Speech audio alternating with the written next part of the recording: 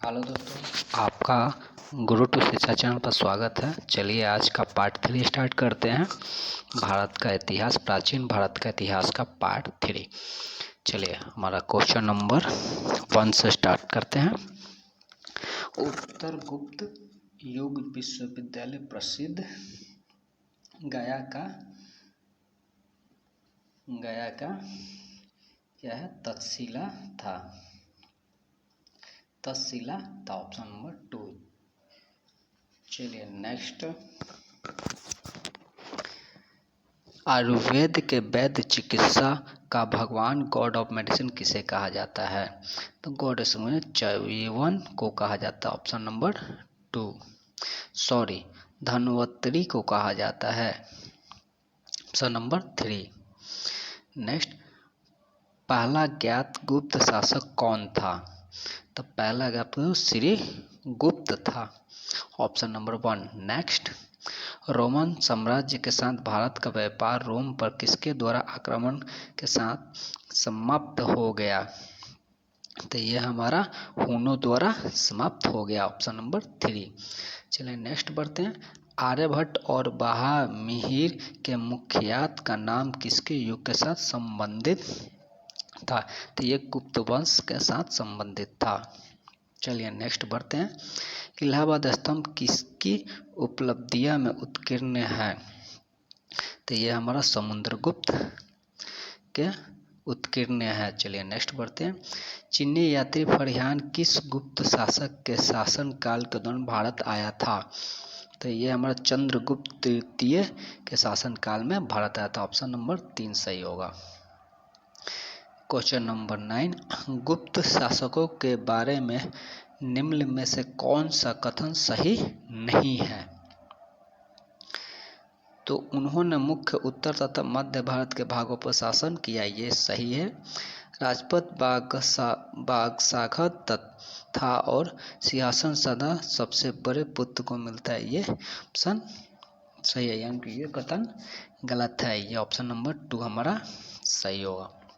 चलिए नेक्स्ट बढ़ते हैं। फाहियान किसके शासन काल के दौरान भारत आया था? तो यह हमारा चंद्रगुप्त तृतीय के दौरान भारत आया था। नेक्स्ट बढ़ते हैं। कवि कालिदास किसके राजकवि थे? तो कवि कालिदास किसके राजकवि थे? चंद्रगुप्त विक्रमादित्य के कब राजकवि थे। चलिए नेक्स्ट बढ़ते हैं। गुप्त युग प्रवर्तक कौन था? तो ये हमारा ऑप्शन होगा 2, श्री गुप्त थे। चलिए नेक्स्ट, गुप्त राजवंश किसके लिए प्रसिद्ध था? तो गुप्त राजवंश कला एवं स्थापत्य के लिए प्रसिद्ध था। ऑप्शन नंबर 1 सही होगा। नेक्स्ट, गुप्त शासकों की सरकारी दरबारी भाषा क्या थी? तो ये संस्कृत थे। चलिए नेक्स्ट बढ़ते हैं। गुप्त शासन के दौरान निम्नलिखित में से ऐसा व्यक्ति कौन था जो एक महान खगोल वैज्ञानिक तथा गणितज्ञ था? तो ये हमारा आर्यभट्ट थे, इन्होंने जीरो की शुरुआत की थी। चलिए नेक्स्ट बढ़ते हैं। गुप्त राजा जिसके विक्रमादित्य की पदवी ग्रहण की थी वह कौन था? तो ये चंद्रगुप्त 2 थे। ऑप्शन नंबर 3 सही। चलिए नेक्स्ट बढ़ते हैं। निम्नलिखित में से गुप्त वंश वह राजा कौन था जिसने हुनों पर भारत पर आक्रमण करने से रोका था? तो स्कंदगुप्त थे। Option number 3। चलिए नेक्स्ट बढ़ते हैं। गुप्त संवाद निम्नलिखित में से किसके द्वारा स्थापित किया गया? तो ये चंद्रगुप्त प्रथम द्वारा स्थापित किया गया। क्वेश्चन नंबर नेक्स्ट, गुप्त काल में किस धातु के सर्वाधिक सिक्के जारी किए गए थे? तो गुप्त काल में सोने के सिक्के सबसे ज़्यादा जारी किए गए थे। क्वेश्चन नंबर 20, अपनी प्रसार की नीति के कारण भारत का नेपोलियन कहे जाने वाला राजा कौन था? तो ये हमारा समुद्रगुप्त थे। चलिए नेक्स्ट, चंद्रगुप्त द्वितीय और किस नाम से जाना जाता है? तो ये विक्रमादित्य के नाम से भी जाने जाते हैं। क्वेश्चन नंबर 22, निम्नलिखित में किसके सिक्के संगीत के प्रति उसका प्रेम दर्शाते हैं? तो गुप्तों के प्रेम दर्शाते। Option number 3। नालंदा विश्वविद्यालय की स्थापना किसके द्वारा की गई थी? तो नालंदा विश्वविद्यालय की स्थापना कुमारगुप्त द्वारा स्थापित की गई थी। Option number 2। चलिए नेक्स्ट बढ़ते हैं।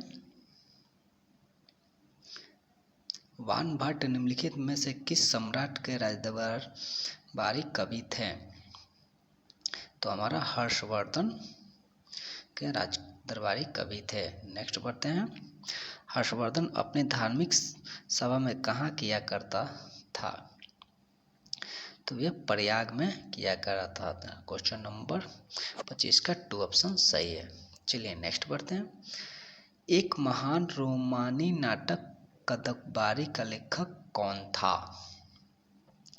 तो ये हमारा ऑप्शन होगा वानभट्ट था। चलिए नेक्स्ट बढ़ते हैं। 28, हर्ष द्वारा आयोजित कंजोन सभा किसके सम्मान की गई थी? तो ये हमारा हुयुन त्सांग द्वारा किया गया था। चलिए नेक्स्ट। ह्वेनसांग किसके शासनकाल के द्वारा भारत आया था? तो ये हर्षवर्धन द्वारा भारत आया था। नेक्स्ट, हर्ष का राज कवि कौन था? तो हर्ष का राज वानभट्ट थे। चलिए नेक्स्ट पढ़ते हैं। हर्षवर्धन के समय कौन सा चीनी तीर्थ यात्री भारत आया था? तो ह्वेनसांग आए थे। ऑप्शन नंबर 4 सही होगा। निम्नलिखित में से वह अंतिम बौद्ध राज कवि कौन था जो संस्कृत के महान विद्वान लेखक था? तो ये हमारा हर्षवर्धन होंगे। Option number 4। नेक्स्ट, हर्षचरित्र निम्नलिखित में से किसके द्वारा लिखी गई थी? तो ऑप्शन नंबर 2 होगा वानभट्ट द्वारा लिखे गए थे। चलिए नेक्स्ट बढ़ते हैं। हर्षवर्धन के राजकवि कौन थे? तो हर्षवर्धन के राजकवि बाण थे। चलिए नेक्स्ट। वारमिहिर कौन क्या है? तो इसका ऑप्शन होगा खगोलज है। चलिए नेक्स्ट बढ़ते हैं। शून्य के सिद्धांत के प्रतिपादक किसने किया था?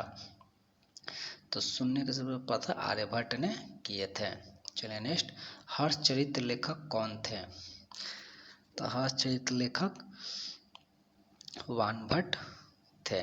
चलिए नेक्स्ट बढ़ते हैं। अलवार संतों को अभिभार्व निम्नलिखित में से किस आधुनिक राज्य में हुआ? तो ये तमिलनाडु में हुआ था। चलिए नेक्स्ट। लिच्छवी दुर्हित किसे कहते हैं? तो ये समुद्रगुप्त को कहते हैं। Option number 4। नेक्स्ट पढ़ते हैं। भारत का नेपोलियन किसे कहा जाता है? तो भारत का नेपोलियन समुद्रगुप्त को कहा जाता है। ऑप्शन नंबर 3 सही होगा। चलिए नेक्स्ट बढ़ते हैं। गुप्त काल शासन के दौरान निम्नलिखित में से कौन सा सिक्का चांदी के जारी किया गया था? तो ये रुपया का जारी किया था। ऑप्शन नंबर 3 सही होगा। चलिए नेक्स्ट बढ़ते हैं। हर्षवर्धन का समकालीन दक्षिण भारतीय शासक कौन था? तो ये मयूरवर्मा थे।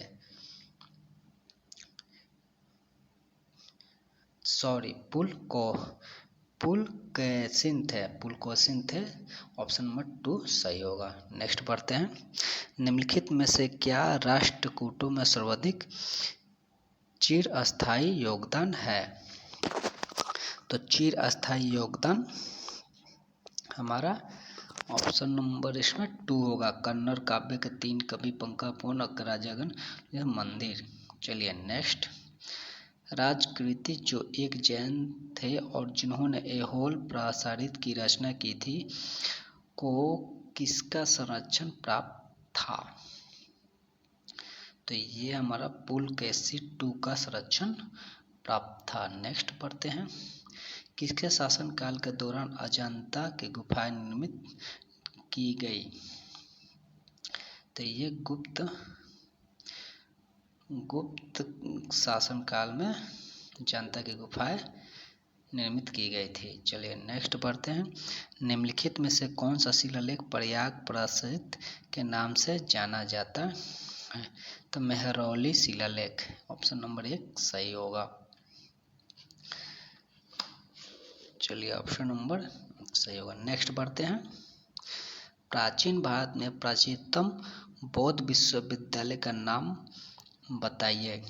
तो ये तक्षशिला ऑप्शन नंबर 1 सही होगा। नेक्स्ट,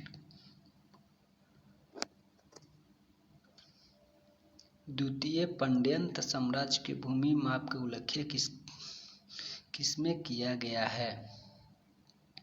तो ये थाईवायपुरम तांबे को प्लेट में ऑप्शन नंबर 1 सही होगा। चलिए नेक्स्ट बढ़ते हैं। गुप्त शासनकाल का संस्थापक किसे माना जाता है? तो ये श्रीगुप्त को माना जाता है। Question number 52। नेक्स्ट, निम्नलिखित में से किसे भारत का नेपोलियो के नाम से जाना जाता है? समुद्रगुप्त को नेपोलियो के नाम से जाना जाता है। नेक्स्ट, इलाहाबाद स्तंभ शिलालेख किसने बनवाया था? यह हरि सेन ने बनवाया था। नेक्स्ट, राजा हर्ष ने अपनी राजधानी कहाँ से कहाँ ले गए थे? तो यह हमारा होगा थानेसर से कन्नौज ले गए थे। चलिए नेक्स्ट, आर्यभट्ट और कालिदास किस गुप्त शासक के दरबार में थे? चंद्रगुप्त II के दरबार में थे। चलिए नेक्स्ट पढ़ते हैं। निम्नलिखित में से किस अभिलेख शिलालेख में सती प्रथा का प्राचीनतम स्तंभ मिलता है? तो ये ऑप्शन नंबर 2 होगा, मानुगुप्त के एरन शिलालेख में। चलिए जो वीडियो को लाइक और सब्सक्राइब करिएगा। जय हिंद, जय भारत।